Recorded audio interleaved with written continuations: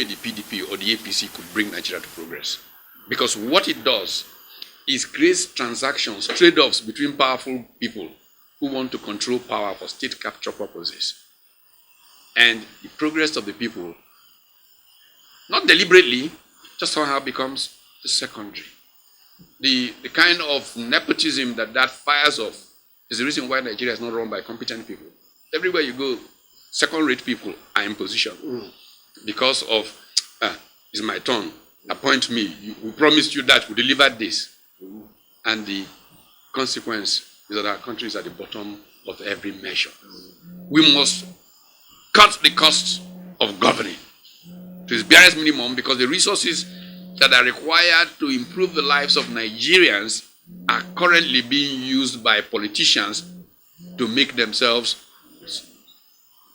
superfluously, I don't know what language to use to describe what they do of themselves. It is undemocratic, it is unhuman, inhuman, whatever language I will now add to it, but they don't recognize it because they don't have a sense of shame, because they're not Democrats. Because they're just agents of the people in service to the people. And yet what it is that they become lords over the people. That's not what democracy is about. And the campaign of 2023 is about returning us to democracy. It's about taking our country back. And all of us have a duty to educate the people to this essence. All of these factors led many of us to begin to worry. The sentimental reason why this room was picked is that we've had a few meetings in this boardroom. This is Dr. Usman Bugaje's office. And the Rescue Nigeria project had meetings here discussing the challenge of leadership and how we must focus on finding people who have competence, capacity, and patriotism to lead a turnaround of our country. Otherwise, our country will collapse into anarchy. And we can see it happening. We can't travel anymore in our country, all kinds of problems. The onset of that anarchy that Robert Kaplan predicted in a book written 20-something years ago is at us, looking at us. So to rescue Nigeria became a task that must be done. A political base for engaging that emerged in the NC front. The National Consultative Front was designed to then bring political actors together to try and make this turnaround happen. Wale Kuni, who's sitting by me here, worked tirelessly on that project. We've all been at this for a couple of years. Danko, Yunusa here. As we worked at it, we needed to more closely examine the nature of our political process and why it was impeding growth and development in Nigeria.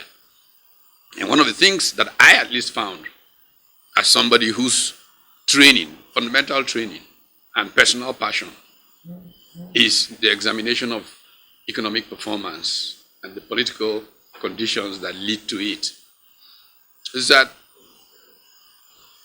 the structure of our big parties just made it impossible for them to be vehicles of progress for the Nigerian people. Not because people are good people or bad people.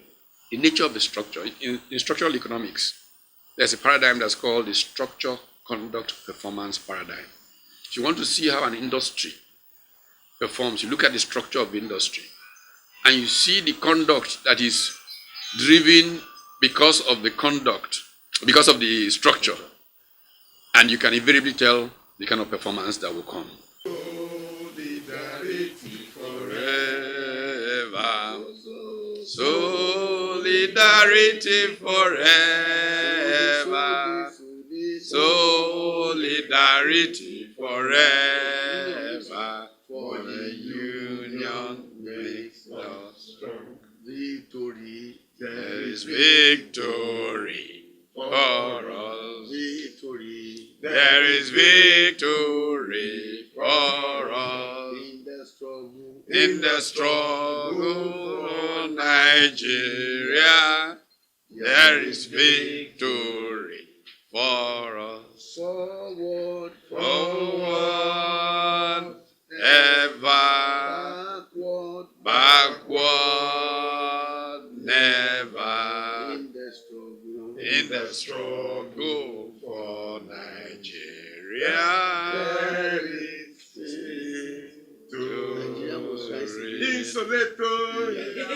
Nigeria must rise again. Nigeria must rise up again. Nigeria will rise up again. Nigeria will rise up again. Nigeria will rise up again. God will heal our land, restore us anew. Nigeria will rise up again.